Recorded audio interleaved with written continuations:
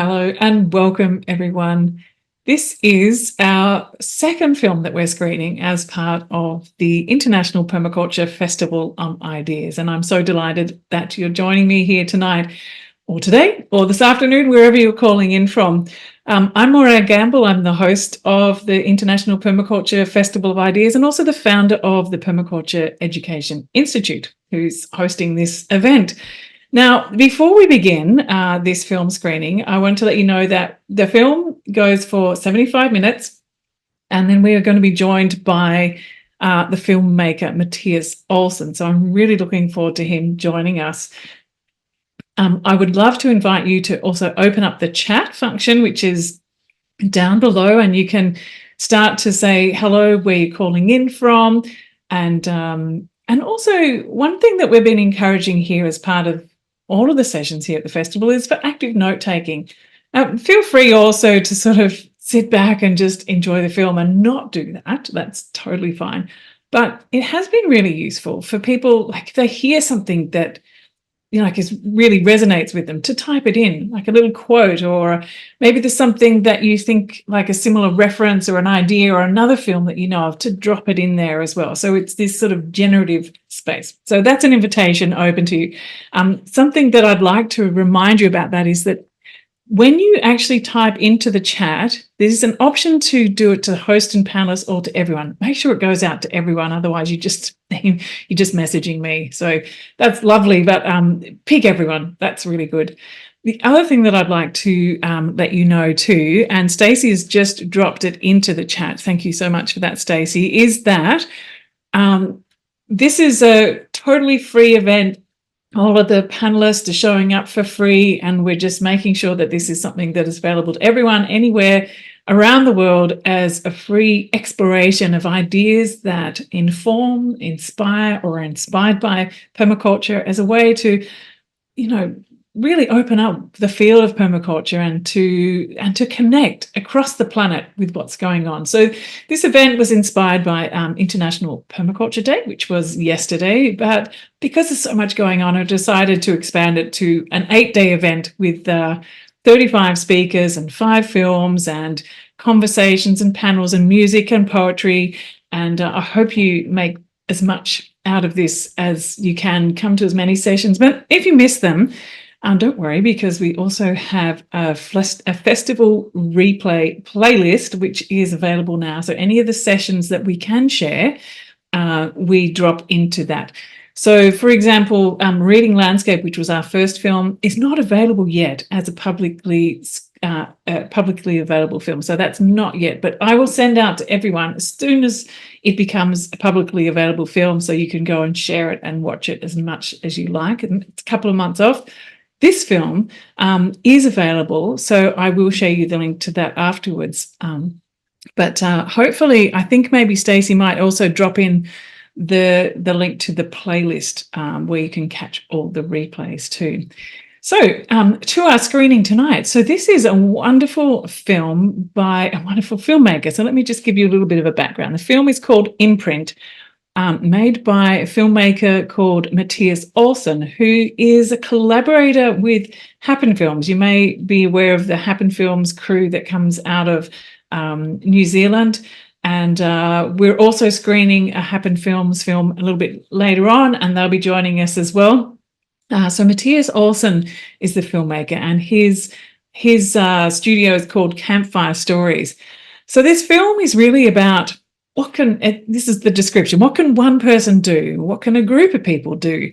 What do we want to leave behind? This film visits 13 projects in 13 different places where committed groups work for a vibrant future. Imprint is a personal and poetic depiction of what it means to be fully human in the age of the Anthropocene. And Mattias Olsson, like I said, he's the creator of Campfire Stories, which is a platform for films. He's making lots of films. He said a little bit like the way Netflix is, but imagine it's more like a veggie stand on the edge of the country road than a massive supermarket. So it is a community-funded film studio.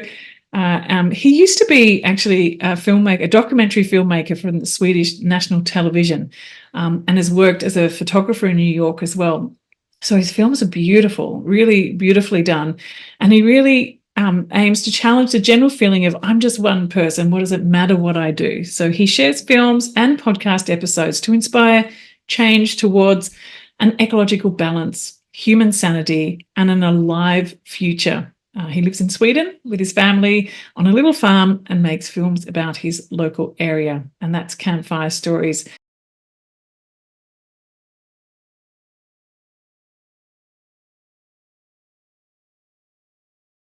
Thank you so much, Mattias. Welcome. Welcome. It's so lovely to have you here as part of the festival, Permaculture Festival of Ideas, and for us to have the opportunity to share this just beautiful film that expresses the possibilities.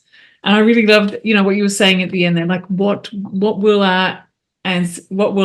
people in the future be looking back with gratitude at what we've done. What a beautiful framing of the question. Really beautiful. I would love to invite anyone who's here in the audience to be thinking about what questions you might like to ask. You can either drop them into the chat, actually maybe pop them into the Q&A, or put up your hand like what Nicole has just done. So I'm going to try and manage this system and bring in Nicole to join us here. Hi, Nicole. Would you like to unmute yourself? Hello. I just want to say how wonderful that was. That was just so beautiful. The photography was amazing.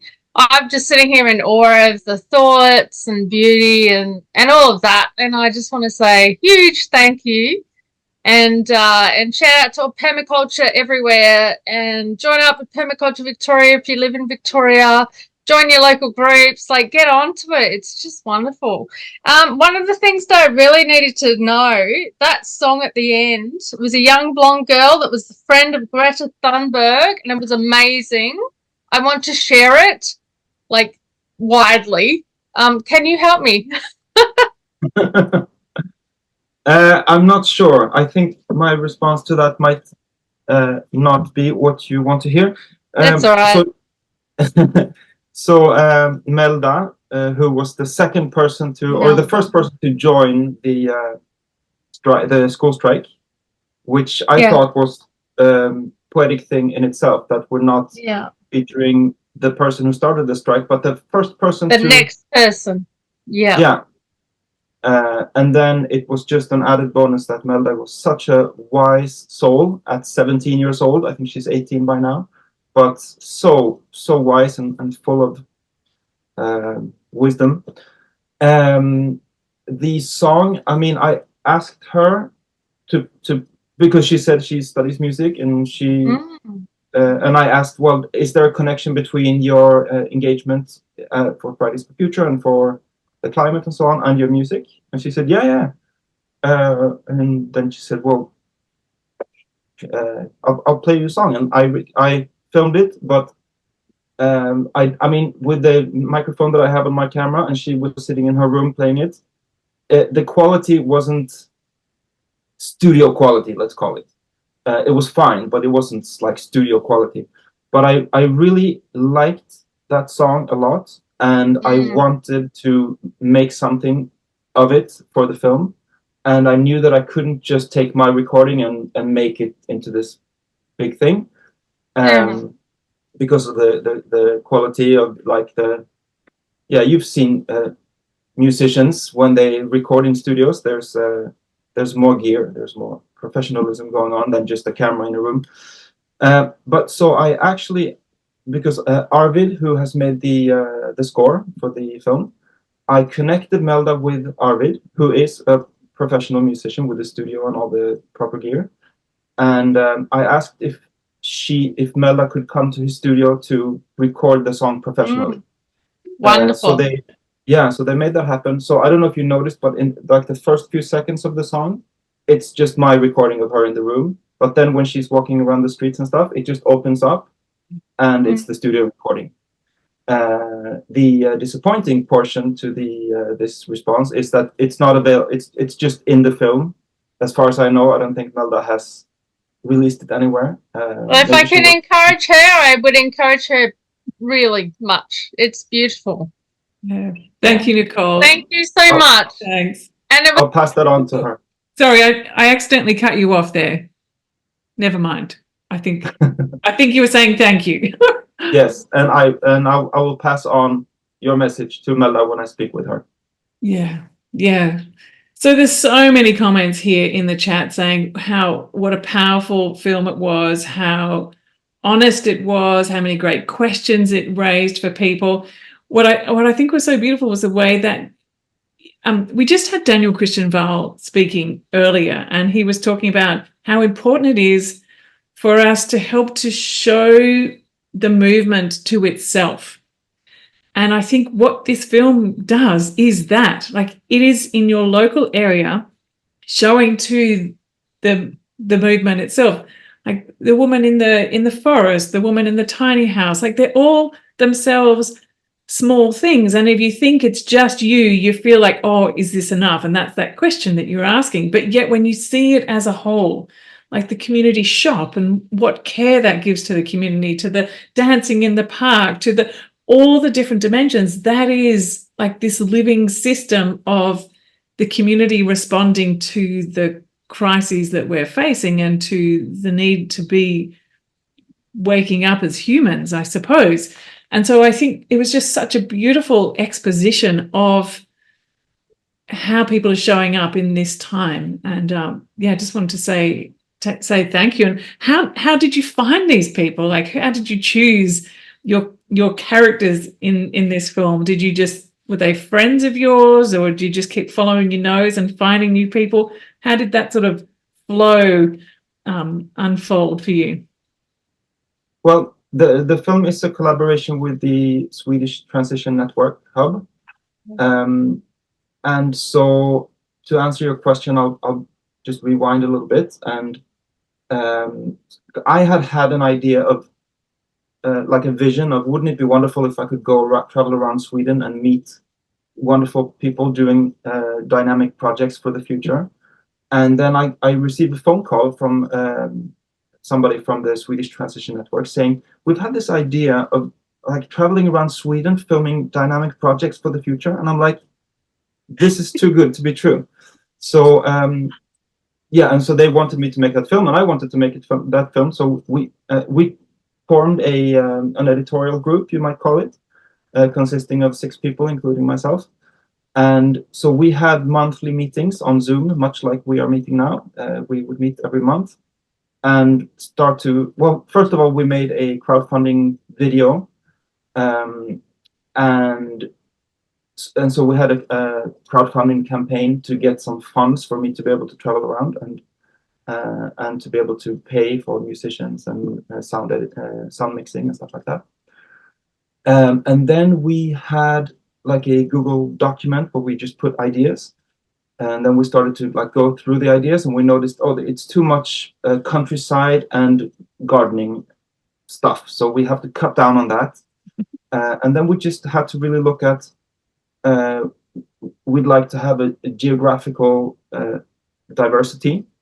We'd like to have a diversity of ages and city versus countryside and inner versus outer transition ideas. So it's not all like do this, do that, but also the more existential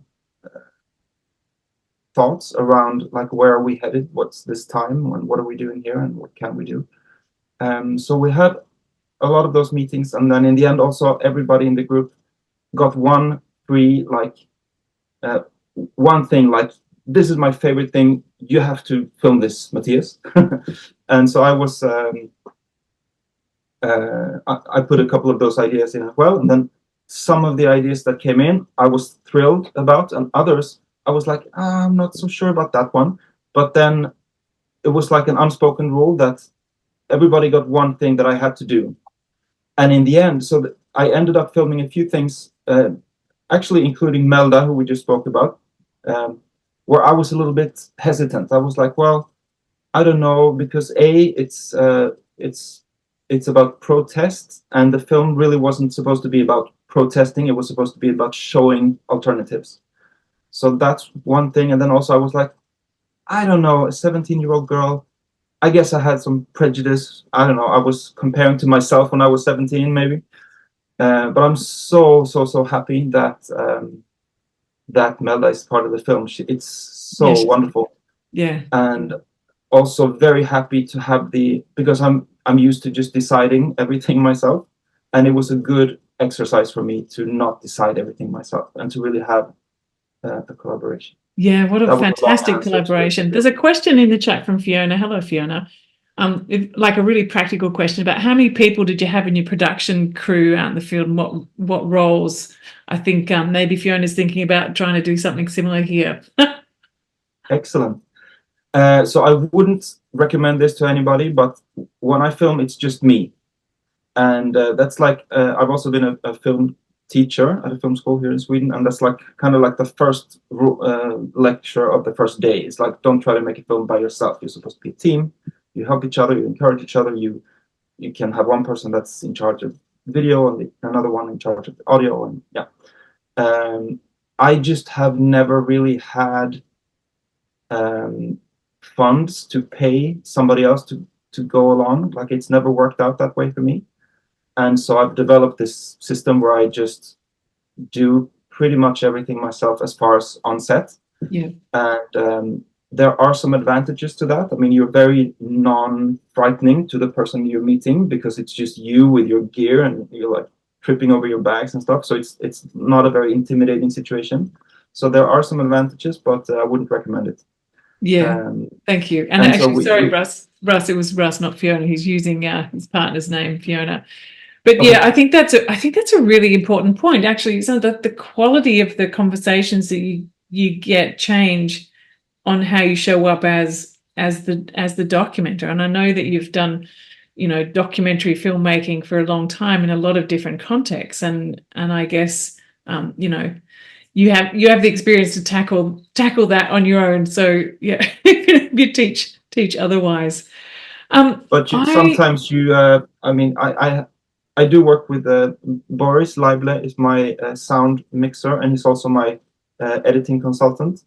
And he's very meticulous with detail, and he gets very annoyed with me when the audio is not perfect. Yeah. And so you do lose some aspects of what you could do if you had like a dedicated person to just get the audio, for example. Yeah. So yeah, that's why I'm saying I wouldn't recommend it. But that's how it went down. Also, we had very, very little budget, so it was just enough for me to have some sort of wages, which was not so good, not so high, but enough for me to survive and to be able to pay for my rental cars and train tickets and stuff. Yeah.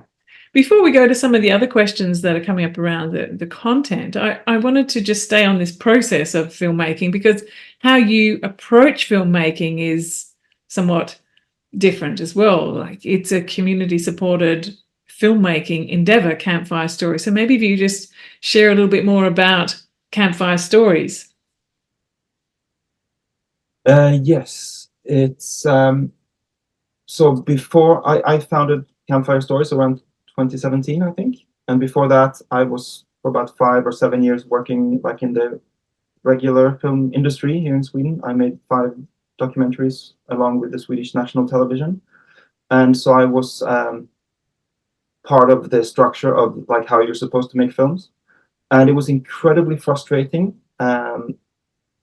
And I couldn't, for some reason, I like, you're supposed to hook up with a producer and have a good connection and a good relationship, and they do some part of like the funding applications and stuff like that, and you're just supposed to collaborate. But somehow I could never find, it's like a relationship, it has to be just right. And when I couldn't find somebody that was just right, I just ended up producing my own films, which was fine. It was good because it made me have to learn how to be a producer, but it also made me realize how much I hate being a producer and filling out all these applications. And it's a very anxious proposition to be in a position of, I want to create this thing that I can feel in my belly and in my chest and in my pinky toe, that I just want to do this thing. But then you have to, because on the other end of that, you have co-producer who is meant to give you, I don't know, $200,000 to be able to create this thing. And so they want to know what they're paying for before you've made it. And you have to make up, like, you have to be very specific about what you're doing and how it is going to look and feel. And it was just sucking the life out of me creatively. And also I came across a book by an author named Charles Eisenstein that really turned my life upside down, made me move to the countryside, and made me like start growing potatoes, and like just changed everything in my life. And it also changed what I wanted to make films about. I was like, this thing awoke in me where I just realized I want to make films about changing the culture away from a culture where we see ourselves as being something separate from nature, towards a culture where we realize that we are nature. And that's not an easy thing to sell to the broadcasters, or at least in my experience, it wasn't.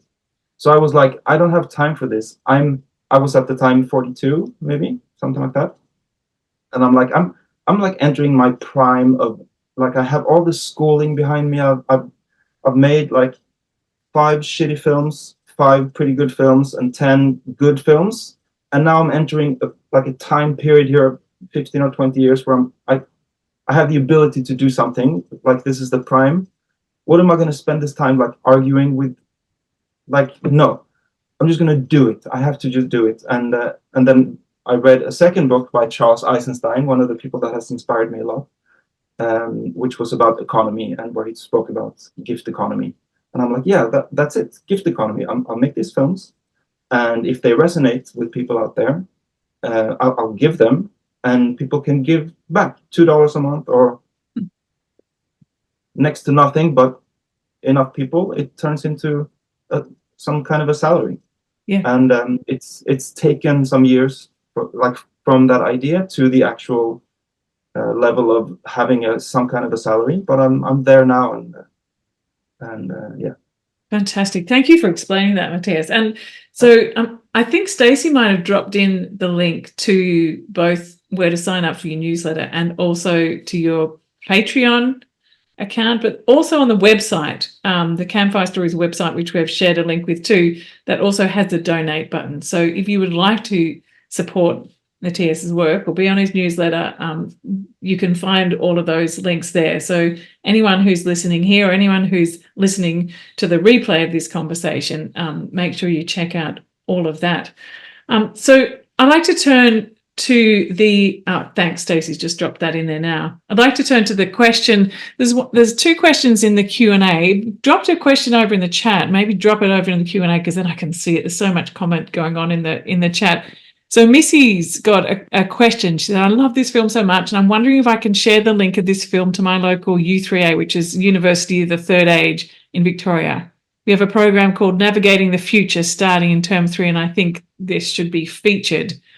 So what's your thing about people sharing this film? How would you like people to share this film, but also the other fabulous films that you have on Campfire Stories?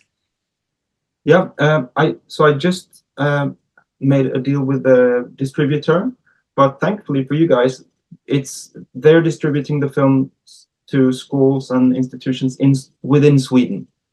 So anything else, it's up to me, and I'm very generous kind of a guy. So you're in luck.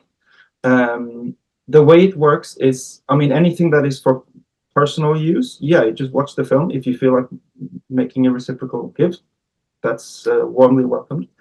If you're planning to screen it for as part of a program or an institution or a school or something like that, or a community screening, it's the same principle. So the films are free and available, but I do accept gifts in return. And so it's more like, I don't want to police these things. So it's more a matter of the person who is hosting it feeling like, oh, this is our budget, this seems fair. So I'll leave that responsibility there. And I can accept just a gift, or I can send an invoice. Or if there is no budget, then it doesn't cost anything to screen. Yeah, thanks for explaining that. So that's a wonderful invitation to go and explore the films that are there. We actually screened another of your films recently, Into the Soil, on our Permaculture Film Club, which was a brilliant film, and Bridget, who was part of that, came and joined in the conversation with that too. So I highly encourage you to go and check that one out. That was a beautiful film. You're welcome, Missy. Ray has asked, are these communities, I guess the ones that are in the film, now in touch with each other through the film? Could such coalescences bridge the gap between local and global activism that was posed in the movie? So are the people in the movie in touch with each other, or was it through you that the relationship existed? Yeah, they are not really in touch with each other. They were not through the film. I'm sure some of them have noticed each other or found each other.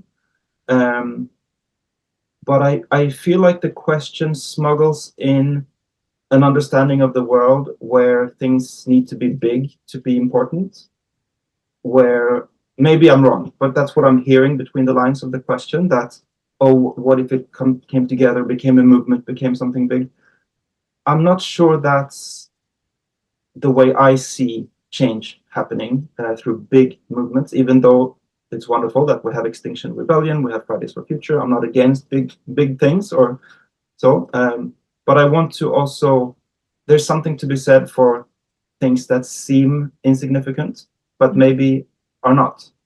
And some of these projects and some of the effects that they've had on me and maybe on some of the people watching may seem very small and insignificant. But I would argue that they're not. That with time, like over time, we don't know how these changes will affect the future, and maybe small is big. Yeah. I was going to say something more profound and longer, but I'll just maybe small is big. Maybe that's a better soundbite. I think I'm really delighted that you picked up on that thread, because there is a tendency, isn't there, to try and keep organizing, to try and keep making more and more happen. And it's like, let's all get together and let's all change. Whereas what you did show so beautifully was this sort of myceliating of change that happens just naturally when we come in contact with something, when there's an invitation to do something, or when there's a moment to reflect and pause and transition into a different state. And there's no one way of doing that, is there? It all is in the context and in the response at that moment, in that time. And that was just illustrated so beautifully. And I also think, I really liked what the professor was talking about from Lund University about the icebergs. The bit that you see is here, but it's all these other things that are going on in that internal world, and actually shifting and paying attention to that. That was, I'm so glad that you included those dimensions in the film as well, because it really did. It made us look in other directions than what we're normally looking at when we're thinking about what do we do about things. How can we be? And it's really clear about that influence of Charles Eisenstein's work, and from merging that with the transition movement. Yeah. And I'm not against big, by the way. And if we want to make huge carbon sucking machines, maybe that's great. I think we need change to happen on many different levels. I just want to elevate the status of the quote unquote little things. Yeah. Or the unsung good deeds or generous things. There's a question in here. Many of your characters didn't have any financial perspective in their lifestyle, while few had smaller financial goals, like a kind of organic business. What's your take on that? I guess looking at the downshifting side, I guess maybe is this part of your question about not being after money, not needing money? There's a lot of different dimensions to that question. So I guess take it, either you want to add anything to it or whether you'd like to. Maybe can we invite the person who wrote that to elaborate? Rajith, would you like to pop up your hand and we can invite you in? I can't see you yet. Hang on, where are you? Right, I'm going to find you. There we are. Let me see. I can find you now, and I will. There we go. If you just want to unmute yourself and maybe add a bit of context to your question. You might need to unmute first. Great. Hey, Morgan. Hi. Hey, this is Prajit from India. Hope Hello. you can hear me. Yep, Hey, we can. yeah. So my perspective was similar to, as you said, it is towards a downshifting of uh, making, where I feel all these transitions started because we are looking for income, and as we look for a more income, and uh, we we made uncomfortable for a lot of the living beings. So while downshifting means we are completely not depending on any income. So is that a transition that we are expecting in a permaculture uh, or institute, or the learning that you're giving out toward? Thank you. Hope, yeah. So I wonder whether you want to have a go at responding to the mentions of money in the system. Well, it's tricky to talk about money because I can talk from my context of living in Sweden, and like a lot of the middle class of my country wouldn't consider themselves rich by any standards. But maybe from a different perspective, they are very financially wealthy, even though they wouldn't think of that themselves.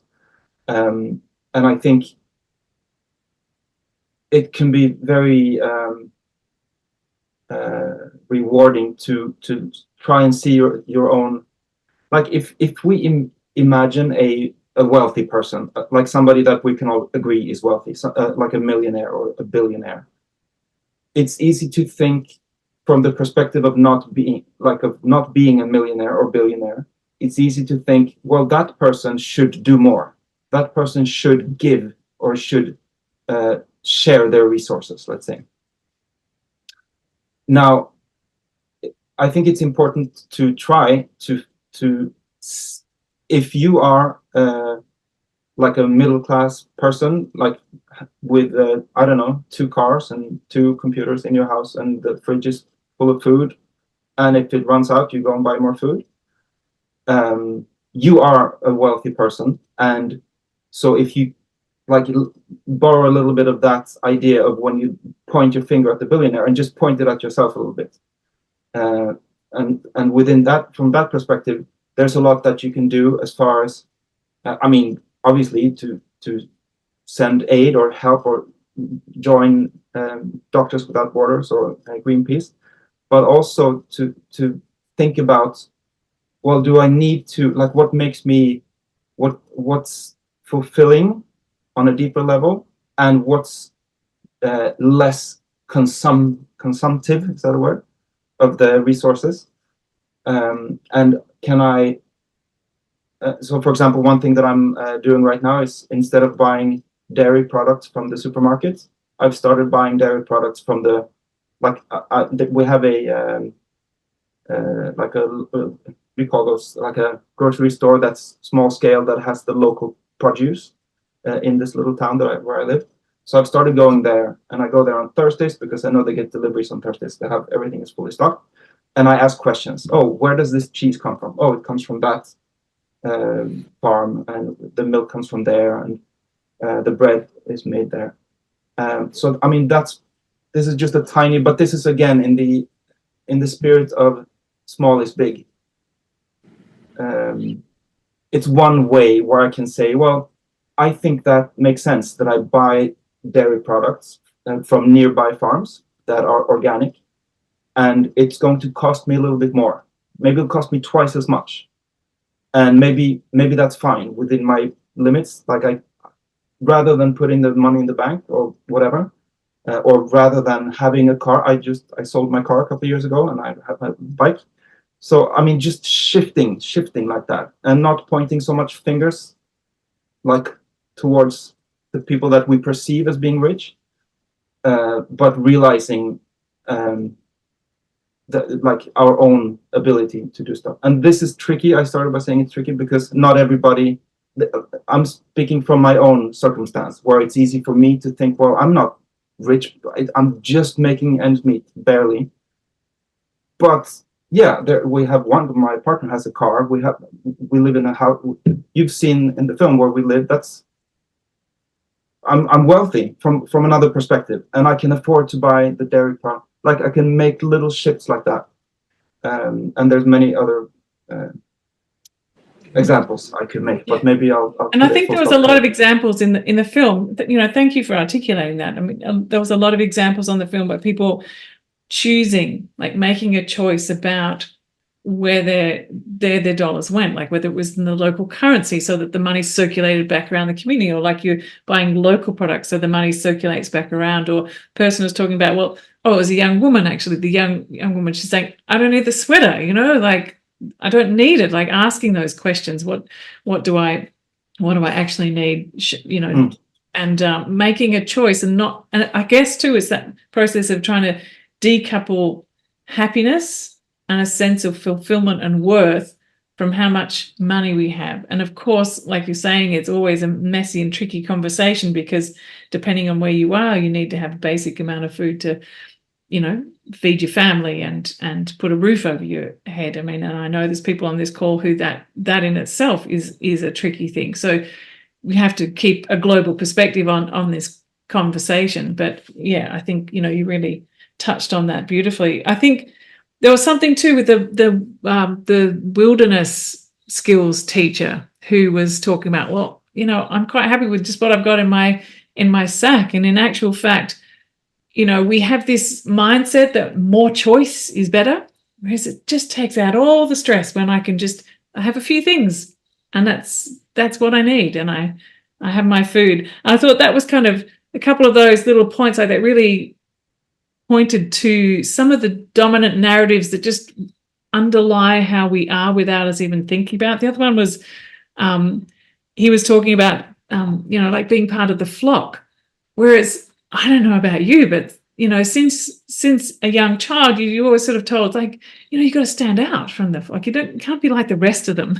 Like, our culture encourages us to rise up and to you know, make a name for ourselves, or do this or do that. And so, you know, being part of the flock, just choosing simpler options, finding a way to just simplify and de-stress, and whether that's because for well-being of our own state of mind, which, you know, that young woman was talking about too, or whether it's because of our ecological, you know, impulses. So yeah, thank you for the great question. It was a really rich question.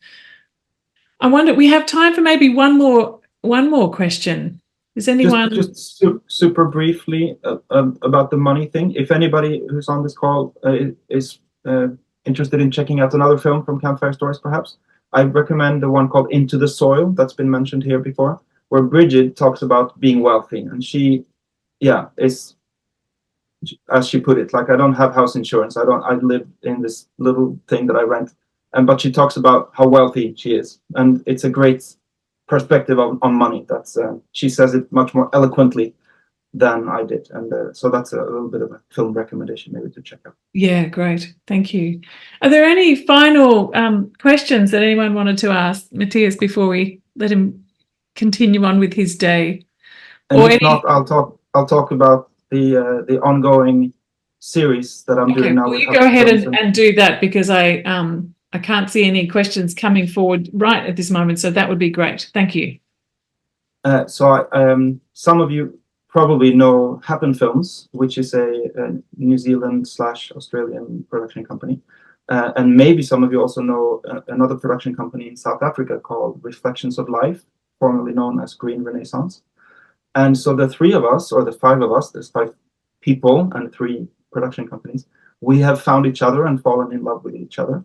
And we've created a collaborative series that we call Something Beautiful for the World, where we together release one episode, or like it's a freestanding film, but we call them episodes. So one episode for each month of this year.